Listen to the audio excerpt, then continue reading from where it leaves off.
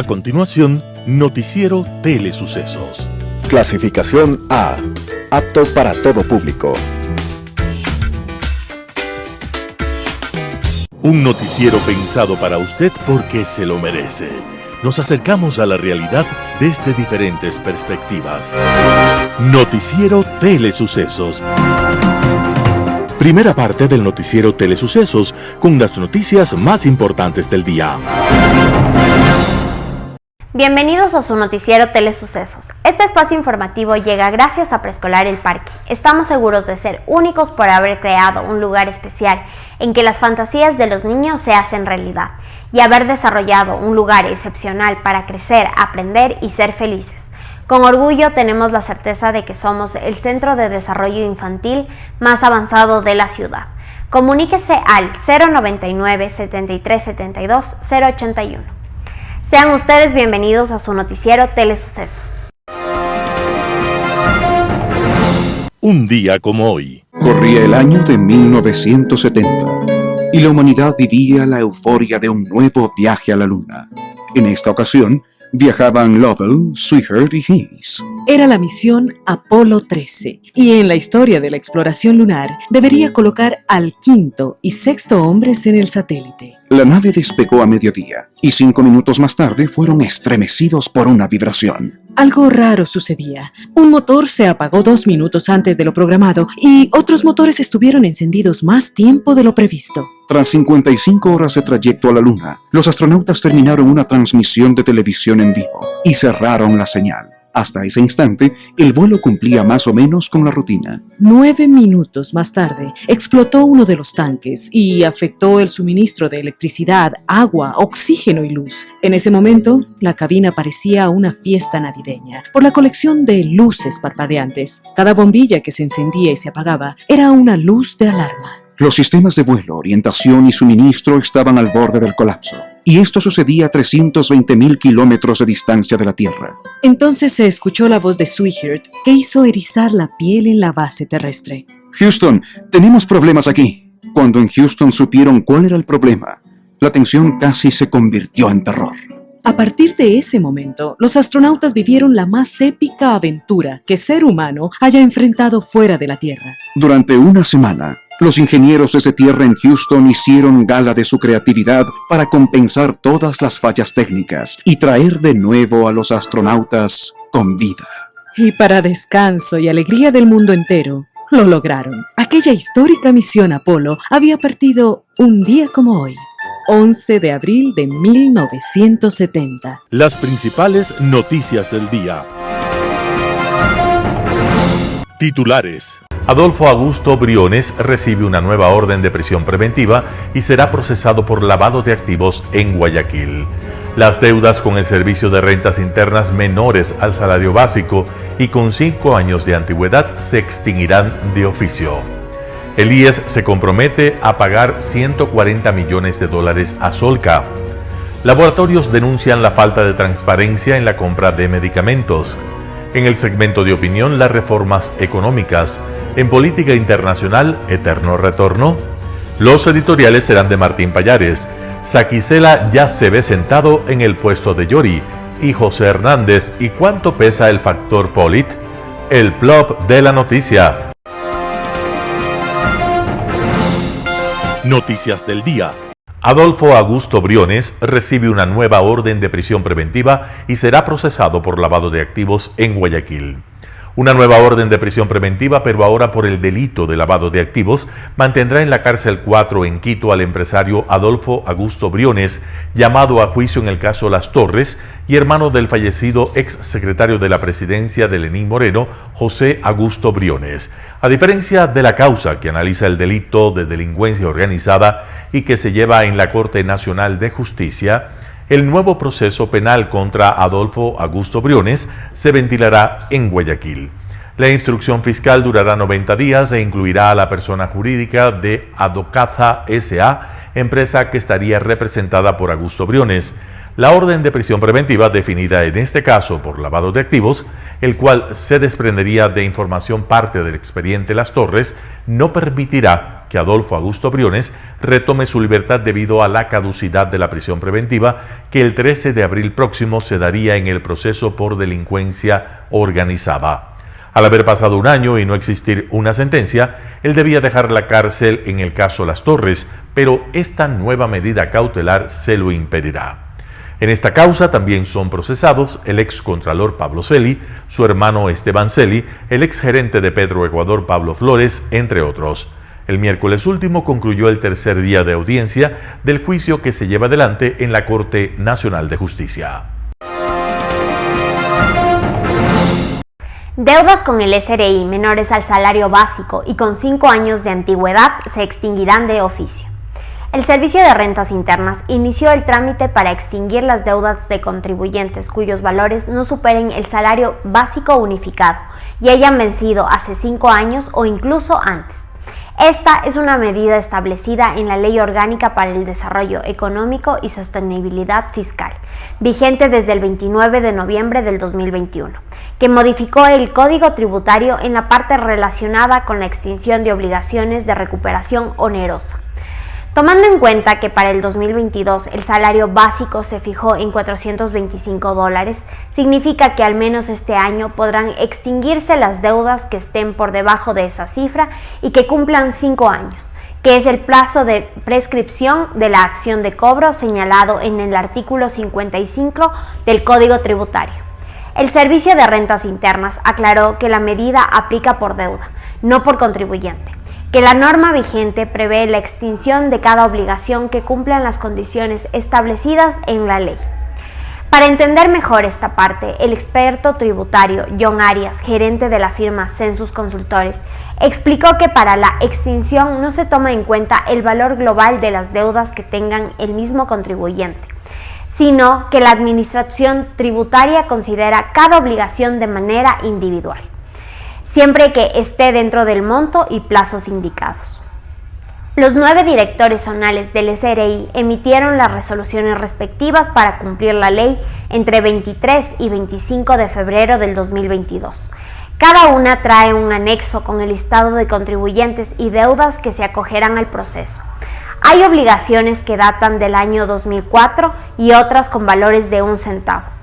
El trámite opera de oficio y no requiere que los deudores realicen ninguna gestión o solicitud, aclaró Rentas Internas e informó que hasta el 5 de abril se han beneficiado alrededor de 12.620 contribuyentes y 40.641 obligaciones.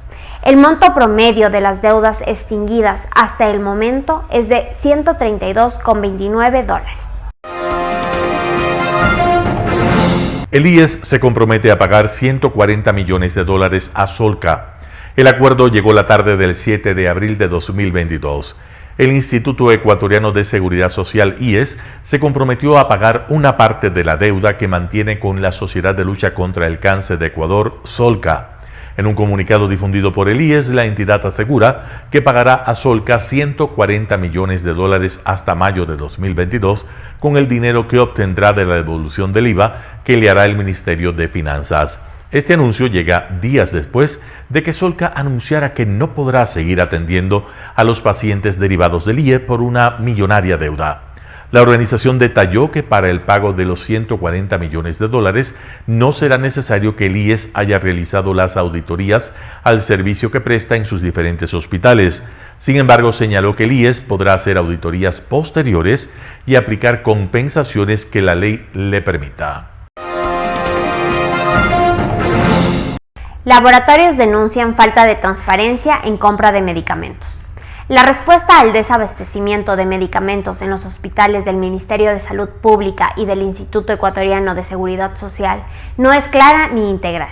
Según 3 organizaciones empresariales del sector farmacéutico ecuatoriano, así lo dijeron en una rueda de prensa ofrecida el 7 de abril del 2022, Miguel Palacios de la Asociación de Laboratorios Farmacéuticos Ecuatorianos, Santiago Salguero de la Asociación de Laboratorios Farmacéuticos y Álvaro Maldonado de la Industria Farmacéutica de Investigación e Innovación.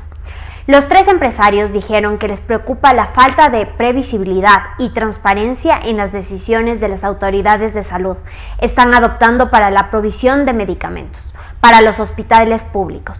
Ellos se refieren a la compra de medicamentos a través de universidades públicas, a la externalización de farmacias y a la subasta corporativa que fue anunciada por el Ministerio de Salud para solucionar el desabastecimiento de medicinas e insumos en hospitales públicos. Además, aseguran que las autoridades de salud no están abiertas al diálogo, ni han publicado información completa sobre los procesos de compra. Un panorama de noticias para su estatura intelectual.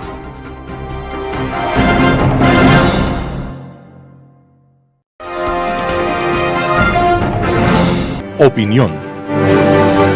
Estimados amigos y amigas, gracias por estar con nosotros en este programa de Telesucesos. Hoy queremos comentar un tema que en la coyuntura preocupa a todo el Ecuador.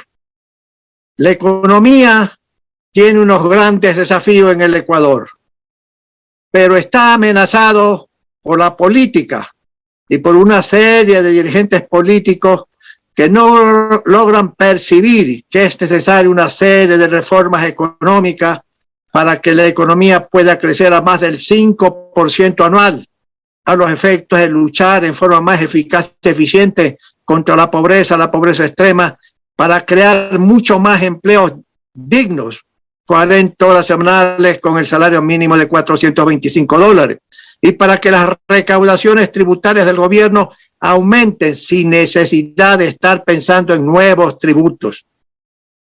Lo que está pasando en la Asamblea es totalmente incensurable. Hay problemas internos en la Asamblea. Ya no solamente es el tema de oposición sin sentido al gobierno nacional. La Asamblea no ha podido aprobar ni reformar ciertos proyectos de leyes enviadas por el señor presidente por la vía rápida, por la vía de emergencia. La última fue, pues, aquella ley que se llama, en forma resumida, de atracción de inversiones, bajo argumentaciones que, como ya dijimos la semana pasada, no tienen racionalidad. Y quieren más empleo, más crecimiento, más aumento de sueldos y salarios, más productividad, y sin embargo no ayudan, no al gobierno, sino al país y a los 17 millones y medio de ecuatorianos. Así es que la oposición irracional de muchos grupos, no digo de todos, en la Asamblea Nacional para no acoger una serie de ideas que están en los proyectos de ley enviados por el presidente. No se necesita sencillamente decir sí a todo y al 100% de lo que manda el presidente, sino tener la capacidad de hacer reformas y perfeccionar los proyectos de leyes que mandan el presidente. Hay que ceder en ciertas posiciones y el gobierno también. Yo estoy seguro que ha estado dispuesto y seguirá dispuesto sencillamente a ceder ciertas posiciones. No lo básico, naturalmente, porque cada gobierno tiene elementos básicos que no puede renunciar. ¿Por qué? Porque ha sido elegido por la población y no se puede renunciar a cosas básicas en un programa de gobierno. Vean ustedes que renuncia la señorita ministra de Gobierno Alexandra Vela, buena profesional, porque ha estado conversando con una serie de grupos sociales, conversando con una serie de dirigentes políticos, a los efectos de ¿qué? De llegar a acuerdos de gobernabilidad, no solo para el gobierno, sino gobernabilidad y darle forma concreta, sólida a la estabilidad política del país, que es necesaria en la economía. Hoy por hoy hay incertidumbres porque nadie sabe a dónde va el país, cuál es la ruta, ¿sí? Y cada vez que hemos indicado la necesidad de un acuerdo nacional entre varias de las fuerzas políticas del país con el gobierno, pero también incorporando a los líderes sindicales que representan, por decirlo así, a los trabajadores y a los líderes empresariales que representan a la empresa privada.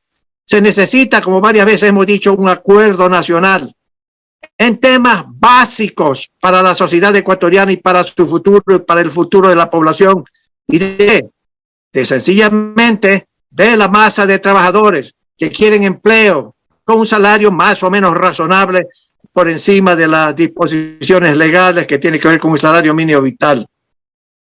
Pero hasta ahora no se ve, estimados amigos, esa voluntad política de una serie de líderes en la Asamblea Nacional.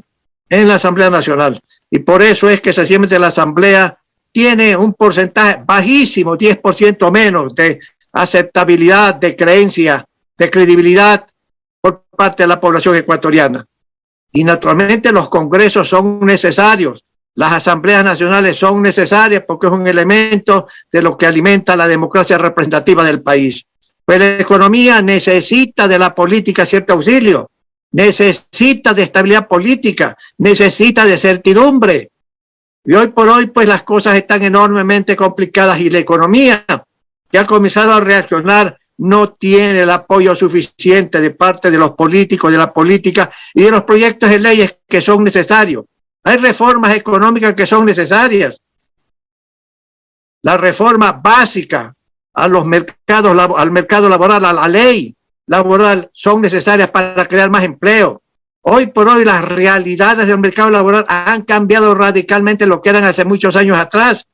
La tecnología, la revolución tecnológica que sigue en marcha, ha creado una serie de otros tipos de modalidades de trabajo que la ley actual no reconoce. Es necesaria esa reforma y el presidente, debido a esta oposición de la Asamblea Nacional, dice que de repente no va a tener sentido enviar pues unas reformas a la ley laboral porque sencillamente se la van a negar. Y ese es un mal antecedente, malas afirmaciones de los líderes sindicales que hacen que el presidente tenga ese tipo de declaraciones. Pero también las reformas al sistema de seguridad social son necesarias. El sistema de pensiones, tal como está, sencillamente es insostenible financieramente, como ya varias veces hemos dicho. Entonces mañana, si el presidente presenta también un asunto radical, porque hay que ser radical en la reforma al sistema de pensiones del país, sencillamente uno dice, bueno, ¿a dónde va también el sistema de pensiones? ¿A dónde va el seguro social?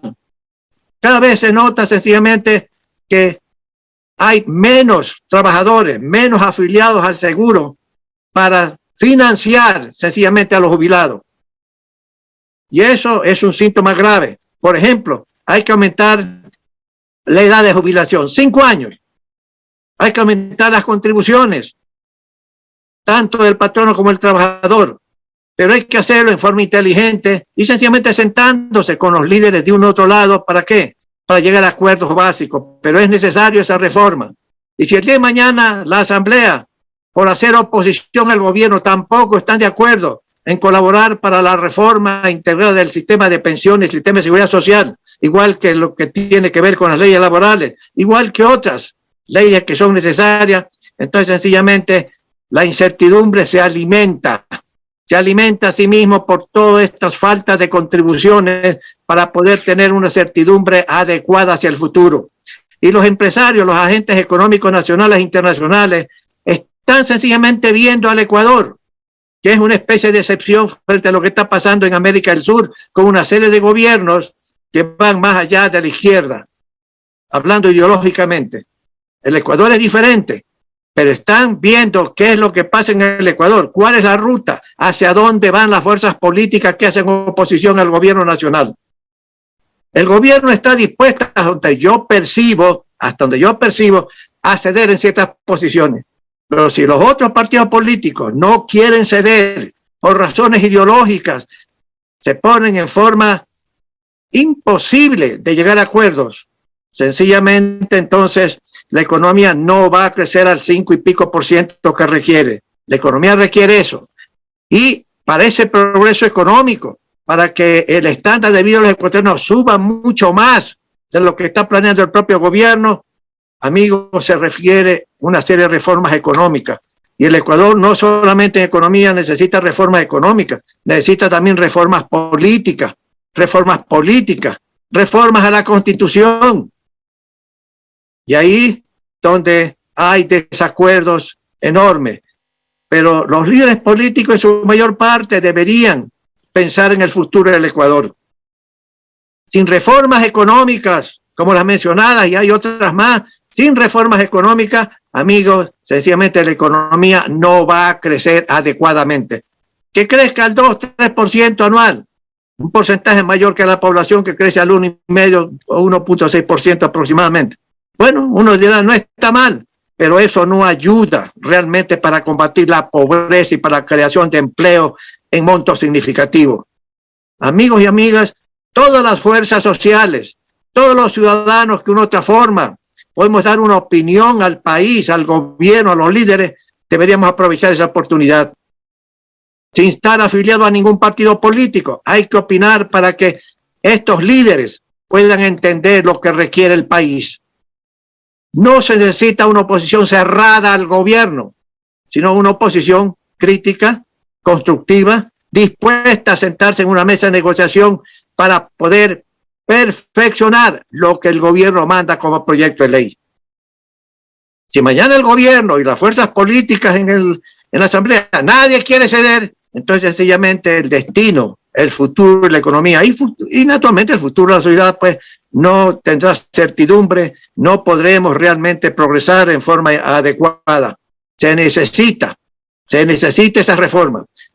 El presidente, debido a todos estos problemas, debido a que la exministra de gobierno no pudo, por una serie de oposición de los líderes opositores, no pudo llegar a acuerdos, dijo, no hay más remedio que la muerte cruzada.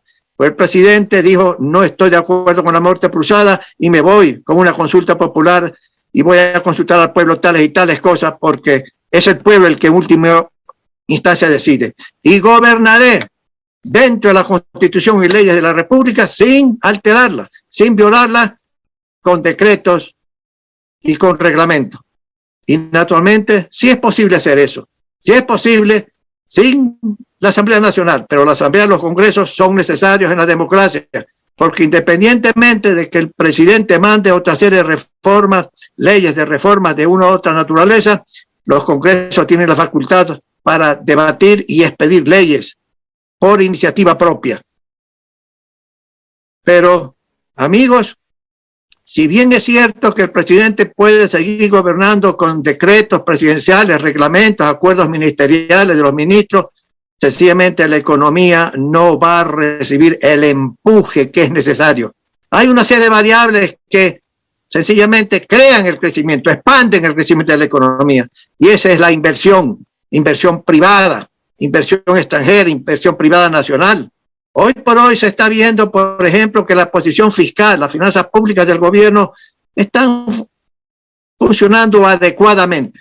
Y esto por un aumento de las recaudaciones debido a un esfuerzo intenso, favorable, que hay que felicitar al SRI en la lucha contra la evasión tributaria. Está dando resultados todo ese plan del SRI, pero también porque ha habido creación de impuestos que no había anteriormente, la naturaleza que todos ustedes conocen, entonces se aumentan las recaudaciones. Pero también porque la economía está creciendo a cierto ritmo que no es suficiente. Todos esos son factores. Y luego, porque el gasto público en inversión se viene paralizando. Y hacia el futuro, queridos amigos, la inversión pública debe crecer. Como varias veces hemos dicho, se necesita un programa masivo de caminos vecinales, por ejemplo. O un programa masivo de proyectos de riego, porque eso beneficia a la productividad de la economía y de los sectores correspondientes. Y naturalmente, beneficia a los pequeños agricultores. Amigos, vuelvo a repetir, se necesitan las reformas económicas, se necesita, pues el camino para eso está trabado, se presentan obstáculos en la Asamblea Nacional. El nuevo ministro de Gobierno ha recibido el encargo, haga un esfuerzo adicional para llegar a acuerdo con las fuerzas políticas en la Asamblea. Y esperemos sencillamente que haya esos acuerdos. Yo personalmente, mis amigos, como ciudadano y como economista, soy pesimista de que el nuevo ministro de Gobierno pueda llegar a acuerdos razonables con las fuerzas políticas, no importa si esto se llama Pachacútec, no importa si es la izquierda democrática, los independientes, o por último, si se trata de UNES o el Partido Social Cristiano. Hay asambleístas muy preparados, competentes, capaces, pero hay otros que no lo son. Y naturalmente están en la Asamblea por nuestro voto. Y yo espero que hacia el futuro, queridos amigos, todos los ecuatorianos nosotros sepamos seleccionar en elecciones nacionales no solamente al próximo presidente del Ecuador, sino quienes van a ser los asambleístas.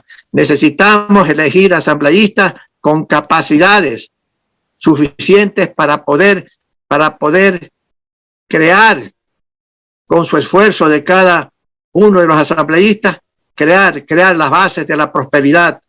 Todos queremos la prosperidad, todos queremos que nos aumenten los sueldos y salarios, todos queremos que nos aumente el estándar de vida. Eso no es fácilmente conseguible, sino a través de unas acciones del poder público, unas acciones que tienen que ser perfeccionadas por las reformas económicas que he mencionado. Amigos y amigos, sencillamente yo no soy, vuelvo a repetir, optimista de un acuerdo que está tratando de lograr el nuevo ministro de gobierno. Independientemente de que se necesita un acuerdo nacional para los próximos 20 y 30 años. Se necesita eso. Se necesita que la economía crezca, salga de la situación actual. No es posible aceptar que el día de mañana la economía crezca al 4% o 5%. Y a la mañana siguiente, por decir, al año siguiente, sencillamente la economía se desplome al 3 o al 12%. Se necesita crecer en forma sistemática en el largo plazo a más del 5% en términos per cápita. Queridos amigos y amigos, gracias por estar con nosotros. Nos veremos la próxima semana. Global Hoy con Alan Cate. Parecería que la sociedad humana está más cerca de la sociedad que Quino, el genial creador de Mafalda, pone en boca de su más emblemático personaje. Embarcados en un carrusel eterno que gira sin sentido, en ese eterno retorno que algunos filósofos antiguos y modernos observan cuando una y otra vez repetimos los mismos errores y horrores contra nosotros mismos y nuestro entorno.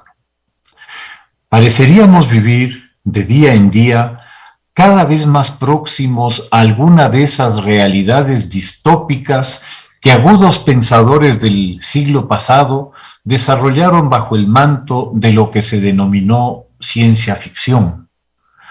Como Julio Verne en su tiempo, especularon sobre los inventos mecánicos que transformarían, para mejorarla, claro, la vida de las personas.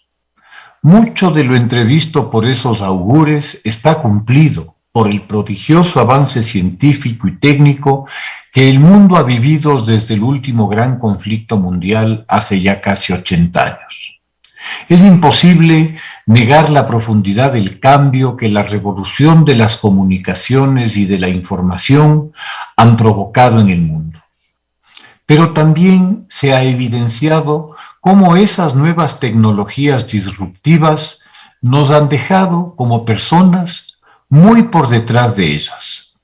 En buena medida, seguimos siendo en lo profundo los mismos primates esenciales que bajaron de los árboles hace algunos millones de años por algún cambio climático y que pareceríamos destinados a regresar a ellos por una similar razón, desatada en este caso no por la naturaleza, sino por nuestros propios esfuerzos para destruirnos junto con el hábitat en que hemos vivido nuestro breve tránsito sobre el planeta. Ni computadoras, ni teléfonos celulares, ni la inteligencia artificial han podido cambiar un ápice de esa esencial estupidez humana sobre la que ironizara en su momento Einstein.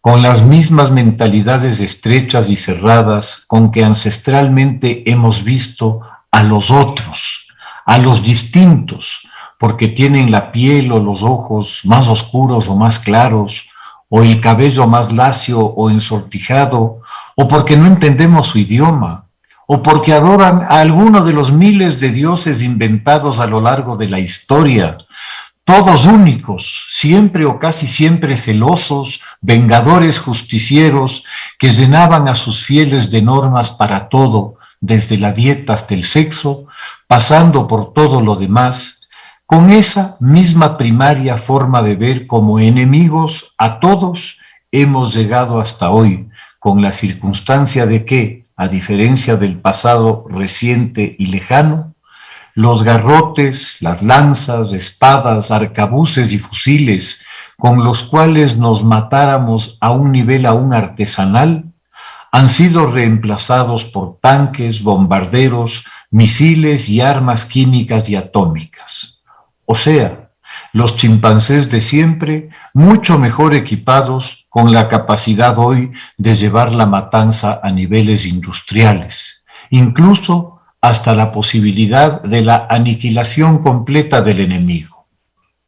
Lo que no se dice es que esa aniquilación sería mutua y que lamentablemente no afectaría únicamente a los cretinos que han resuelto suicidarse, sino a todo el resto del mundo también. Cuando escuchamos a Putin decir ¿para qué un mundo sin Rusia?, no podemos menos que estremecernos al constatar que nuestro futuro y el de nuestros hijos y nietos puede estar en manos de personajes de esa laya. Lo que hoy vemos en Ucrania, la intencionada destrucción de lo que no puedo tomar o de lo que no puedo robar, refleja ese pensamiento rencoroso y malvado, ese detrás de mí el diluvio que se atribuye a Luis XV, pero que les ha calzado como anillo al dedo a tantos dictadores derrotados, incapaces de aceptar sus errores y reconocer responsabilidades. La gráfica imagen que el propio líder ruso da de sí mismo, como la de una rata en su cubil, inevitablemente trae a la memoria a ese Hitler de los últimos días, encerrado en su búnker subterráneo en Berlín, profundamente amargado, suicidándose con su esposa y algunos fieles. Por fortuna, Hitler no tenía a su disposición ningún botón nuclear con que arrastrar al resto del mundo en su suicidio. Putin sí. La conducción de la agresión rusa en Ucrania no ha variado, excepto, claro, en los medios, de las prácticas del ejército ruso durante la Segunda Guerra Mundial, el conflicto afgano, la guerra en Chechenia y el conflicto sirio. La misma brutalidad, la absoluta indiferencia por la vida humana, la sideral distancia respecto de los más elementales principios de respeto por derechos humanos o por las convenciones internacionales sobre la guerra, han estado presentes en la doctrina militar rusa desde siempre. Esta manera de hacer la guerra se adapta perfectamente a la mentalidad de Putin, quien además interpreta con precisión la tradición guerrera de su cultura. Él sabe que lo único que no perdona el pueblo ruso es la derrota, por lo que una solución diplomática será imposible mientras Putin no pueda exhibir trofeos que prueben, a ojos de su gente, una victoria heroica a imagen y semejanza de la de su máximo ídolo, José Stalin, en 1945 sobre la Alemania nazi. Victoria sobre la cual se construyó la épica soviética y rusa de la posguerra. La rendición alemana, qué casualidad, se produjo a finales de abril y principios de mayo de 1945. ¿Qué podría ser más simbólico para Putin que proclamar su victoria en coincidencia con la de la Gran Guerra Patriótica, fuente del relato mitológico militar ruso? Para alguien tan obsesionado con su visión histórica, sería además la providencial consagración de su propio destino y grandeza. Celebrarlo el próximo 9 de mayo, en medio de los desfiles y fanfarrias que cada año recuerdan la victoria sobre Alemania, sería para Putin la realización de un sueño. Que para lograrlo haya que destruir el este de Ucrania, arrasar sus ciudades, asesinar o llevarse en cautiverio como rehenes a miles de ciudadanos ucranianos deportados por la fuerza a Rusia, es un precio que Putin pagará sin titubear un instante. La anunciada gran ofensiva rusa en el este de Ucrania se dará en poco tiempo con todos los recursos y medios al alcance de Putin. Esperará hasta disponer de los medios logísticos y humanos que le permitan, ahora sí, una abrumadora victoria y la destrucción de las tenaces fuerzas defensivas ucranianas. Es muy previsible que la ocupación rusa del este, tras las frustraciones y bajas sufridas, sea particularmente brutal y que, a través del terror, busque subyugar a los que tanto resistieron. Auschwitz está apenas a 800 kilómetros de Kiev. Muchas gracias. Editorial. Saquicela ya se ve sentado en el puesto de Yori. Artículo de Martín Pallares publicado en el portal digital Cuatro Pelagatos. Cuando Virgilio Saquicela maltrató públicamente al secretario de la Asamblea, Álvaro Salazar, el miércoles en la noche durante la sesión del Consejo de Administración de la Legislatura CAL, no estaba haciendo únicamente un burdo gesto de prepotencia. Estaba proclamando, envalentonado, la consolidación de una nueva correlación de fuerzas en la Asamblea Nacional, de la que él hace parte. Él se exasperó con el secretario cuando éste le recordó que no podía alterar como pretendía el orden del día.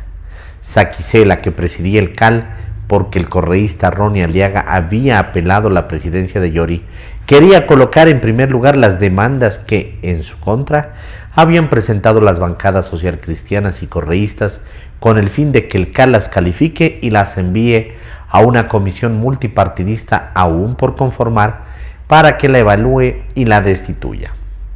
Salazar le había informado que eso únicamente podía hacerlo la presidenta de la Asamblea dentro del plazo de 3 días, según ordena la ley de la función legislativa. Esa advertencia lo sacó de quicio. Señor secretario, usted está para leer lo que se le ordena y para informar lo que se le requiere. No puede opinar, menos esgrimir un criterio. Salazar le replicó: se toma nota, vicepresidente, para que conste en actas. Nunca le he faltado el respeto. Saquicela se impacientó más y levantó la voz. Todo queda en actas. Ahórrese sus opiniones y proceda con lo que se le dispone. Virgilio Saquicela ha estado desde hace semanas colaborando sin empacho y abiertamente con el correísmo y el socialcristianismo para sacar a Yori del camino y así poder alzarse con ese cargo, echarle mano al Consejo de Participación Ciudadana y Control Social y censurar a la mayoría anticorreísta antes de que nombre al nuevo Contralor. La aclaración del secretario significaba que necesariamente sus planes y los de sus nuevos socios políticos se van a demorar. A él le interesaba dejar en claro que Claro dejó de estar con el gobierno y ahora depende del correísmo y del socialcristianismo. En realidad, la escena del CAL puso sobre la mesa el reacomodo de fuerzas en la Asamblea. Si se llega a destituir a Yori como quieren hacer lo más rápido posible el Partido Social Cristiano y UNES, Saquicela pasará a ser el nuevo presidente de la Asamblea. Ese movimiento de piezas hará que la actual segunda vicepresidenta de la Asamblea, Yesenia Guamaní, de la Izquierda Democrática, sea la primera vicepresidenta y, según nuestra reportería, un social cristiano vaya a la segunda vicepresidencia. La mayoría en el CAL cambiaría ipso facto. Así es, con Saquicela en la presidencia, un social cristiano en la segunda vicepresidenta, Darwin Pereira, ex Pachacuti, y Ronnie Aliaga del correísmo en el CAL. Las fuerzas que quieren echar a Yori y controlar al Consejo de Participación y Control Social antes de que se nombre al nuevo Contralor tendrían una mayoría de 4 contra 3. Así, la alianza entre el correísmo, el socialcristianismo y los 6 asambleístas disidentes de Pachacuti y los 10 independientes o parte de ellos que no quisieron votar por la expulsión de Saquicela de la bancada gobiernista pasarían a controlar la Asamblea y apropiarse del Consejo de Participación y Control Social encargado de designar las autoridades de control. Este reacomodo que podría darse en el CAL le ahorraría a la nueva mayoría una tarea que recién ahora se da cuenta que sería larga y complicada: el proceso en contra de los 7 miembros del CAL, como habían anticipado. Ese camino, previsto ayer, significaba procesar a los miembros del CAL sin una normativa clara que podía tomar meses de trámite o quedar en el limbo, ya que si se procesan a todos, todos deberían excusarse. En el sector del gobierno, sin embargo, reinaba una extraña tranquilidad. Los asambleístas de Creo, con los que conversó Cuatro Pelagatos, lucían resignados ante lo que ocurrió en el CAL. Según ellos, estos son los posibles escenarios que permiten pensar que la alianza de correístas y socialcristianos no ha ganado la guerra. Para comenzar, sacar a Yori del camino no va a ser tan fácil como parece. No descartan que en las próximas horas la presidenta de la Asamblea presente una demanda penal en contra de Saquicela por usurpación de cargo, lo que puede obstaculizar los planes de la nueva mayoría. Luego, y hasta que destituyan a Yori, pasarán al menos 30 días y en ese lapso puede pasar cualquier cosa. ¿Cómo qué? Por ejemplo, que el excontralor Carlos Pori, dentro del juicio que le siguen en Estados Unidos, lance revelaciones comprometedoras contra los líderes de esas fuerzas. Eso los debilitaría de cara a la opinión pública. En definitiva, lo que ocurrió la noche del miércoles fue la demostración de un reacomodo en la Asamblea en la que los intereses socialcristianos y correístas buscaron afianzarse, pero no necesariamente significa que todo les va a salir a pedir de boca. Guadalupe Yori no se da por vencida y los tiempos que fija para la ley para su destitución permite pensar que cualquier cosa puede ocurrir. Quizá eso explique la extraña tranquilidad con la que los asambleístas del gobierno recibieron los hechos. Artículo de Martín Payares publicado en el portal digital Cuatro Pelagatos. Oficina de Enlace por Mauricio Gándara, El Universo. A Oficina de Enlace con la función legislativa ha quedado reducido el Ministerio de Gobierno al quitarle el mando de la Policía Nacional y pasárselo a un creado Ministerio del Interior. Los dos ministerios son la misma cosa. El encauzamiento de la acción de un gobierno es siempre política. La solución de los problemas de todo orden es siempre política y la que impide el conflicto social es política y evita que se tenga que recurrir, no siempre se tiene éxito, al empleo del poder coercitivo, la fuerza pública, la policía. Sin este último recurso, la anarquía cundiría. Ese poder en lo interno tiene que estar bajo el control de un solo puño. Así tuvieron éxito los ministros emblemáticos.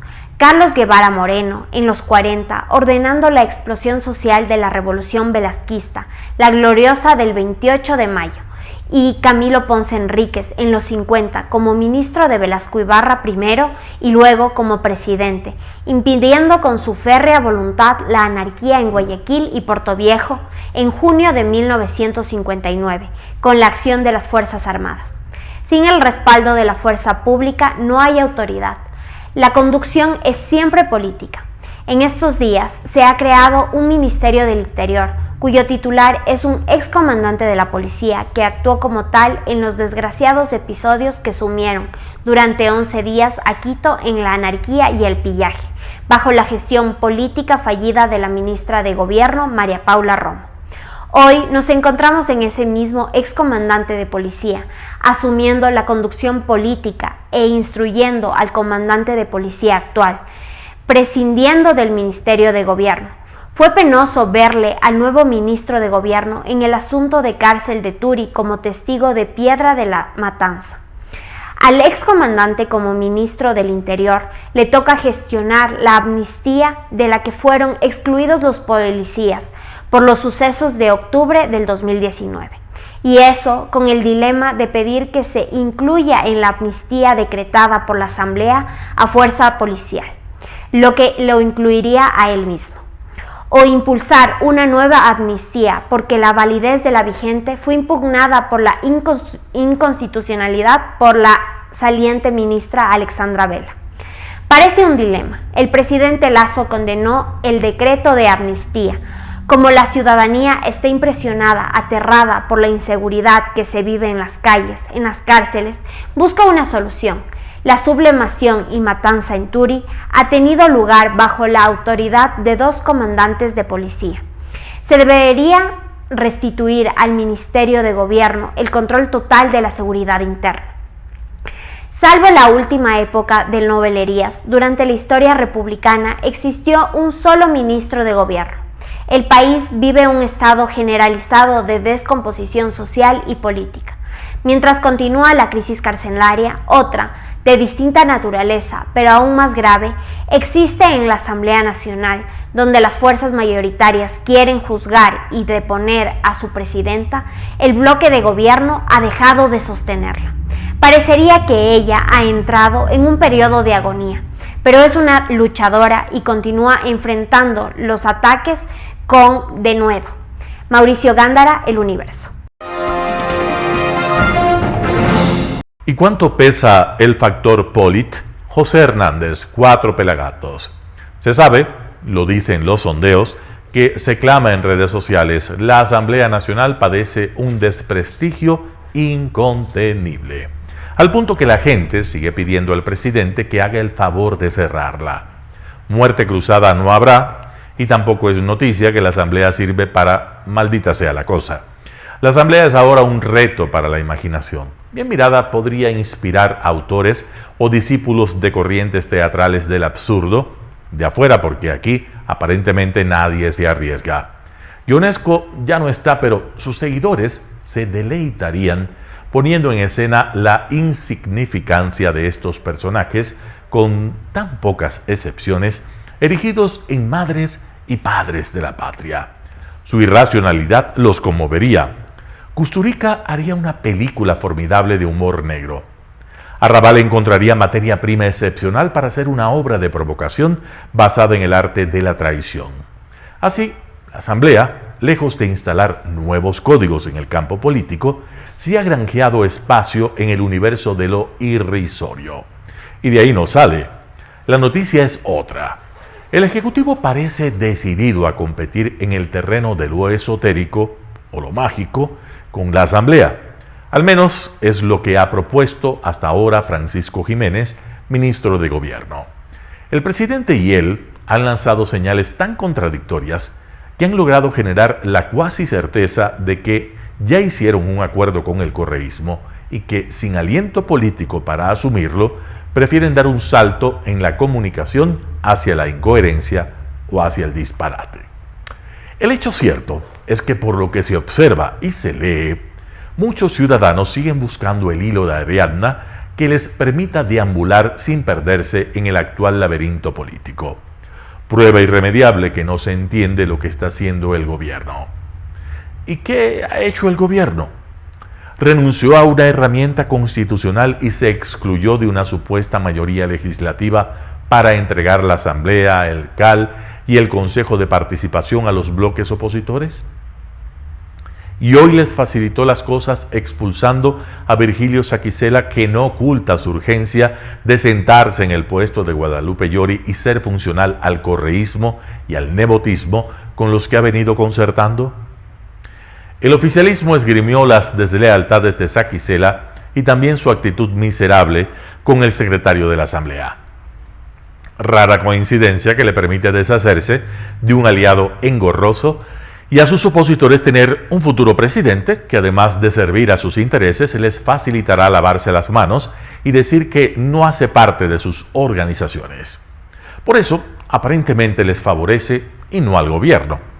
La retórica del ministro de Gobierno no alcanza entonces para explicar lo que aparece como una retirada poco honrosa del campo de batalla. El gobierno está perdiendo una presidenta aliada, a pesar de que programáticamente no contribuyó a pasar una sola ley, el CAL, y a juzgar por la prisa con que quieren operar desde ayer Ronnie Aliaga y Saquicela, también el Consejo de Participación Ciudadana y Control Social. Y de Yapa, suculenta Yapa, la Comisión de Fiscalización que sueñan con taparle la boca. Todo esto significa haber renunciado a la muerte cruzada. Y el gobierno la canjea por una consulta popular cuya incidencia coyuntural en estos factores de poder es absolutamente nula. Incomprensible.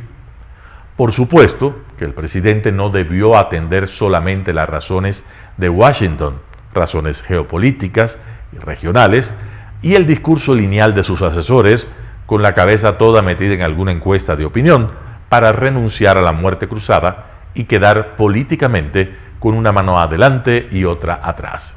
¿Así de simple? ¿O hay que ingresar en esta cuesta el factor Polit?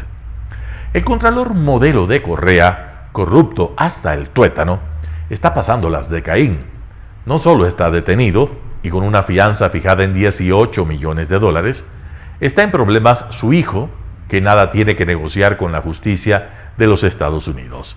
Es él, Carlos Pollitt, quien tiene información que interesa a fiscales y jueces y que involucra, entre otros, a correístas y a gente del Partido Social Cristiana o muy cercanos, es decir, aquellos que tienen en este momento el sartén por el mango en la Asamblea Nacional del Ecuador.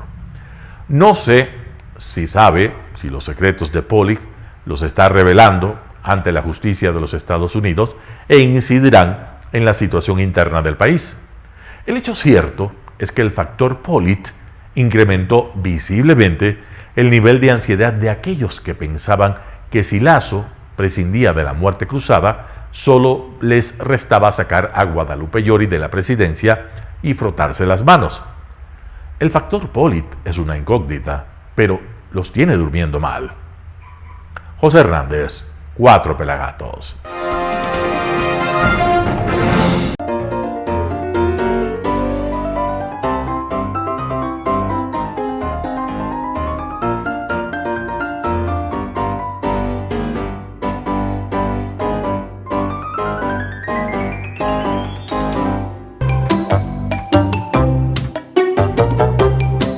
El blog de la noticia con Andrés Castillo.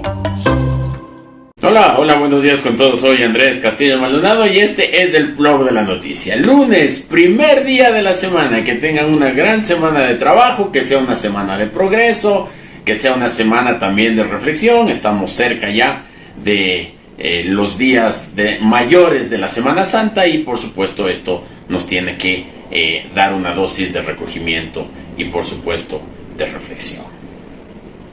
Racismo, machismo, argumentos que fluyen rápido y de aplauso fácil. Aquellos que durante varios años justificaron el abuso contra la mujer, ahora se indignan con un meme. Aquellos que se declararon luchadores o guerreros digitales y aplaudían como focas de circo cuando se ridiculizaba a periodistas diciendo que forman parte del circo de enanos, o que son gorditas horrorosas, o que son bestias salvajes, ahora se llenan la boca diciendo que no se puede permitir ni el machismo ni el racismo. Aquellos que dentro de la Asamblea Nacional le sacan dedo medio a sus compañeros, el dedito malcriado, dicen algunas. Se sacan el dedito malcriado porque así se tratan entre ellos. En el seno de la Asamblea Nacional, en el hemiciclo del Pleno de la Asamblea Nacional, se sacan el dedito malcriado. Y el argumento de ellas es: así nos tratamos siempre, me estaba acomodando los lentes. La violencia política contra la mujer ha sido un debate importante que lo he rescatado siempre y lo he impulsado también. Ahora demos un paso más. La violencia política de género, en general, contra cualquier persona. Todos somos iguales ante la ley, ante el derecho. Si es que un meme va en contra de un hombre, no pasa nada, es chistoso, es agradable. Si un meme va en contra de una mujer, hay machismo. Si un meme va contra un periodista, no pasa nada, es chistoso. Si va contra una mujer, es racismo. Cambiemos ese doble estándar. Esta semana vamos a conversar sobre lo que ha sido materia de hilaridad para unos y de molestia para otros en las redes sociales. Los memes.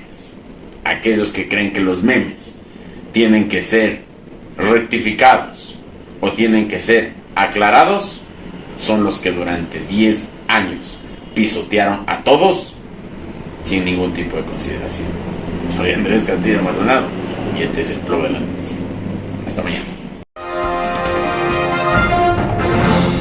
Gracias por sintonizar el noticiero Telesucesos. Este espacio informativo llegó gracias a Preescolar El Parque. Estamos seguros de ser únicos por haber creado un lugar especial en que las fantasías de los niños se hacen realidad y haber desarrollado un lugar excepcional para crecer, aprender y ser felices. Con orgullo tenemos la certeza de que somos el centro de desarrollo infantil más avanzado de la ciudad. Comuníquese al 099 7372 081. Síganos en nuestras redes sociales: Facebook Telesucesos Quito, Instagram @telesucesos_, Twitter @telesucesos29, YouTube Telesucesos HD y en nuestra página web www.telesucesos.net. Hasta mañana. Lo mejor de la mañana informando para usted.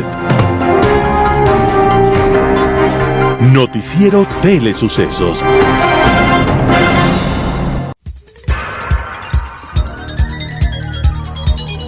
Las opiniones vertidas en este espacio por la producción y dirección del programa son de exclusiva responsabilidad de sus autores y de quienes intervienen en ellos.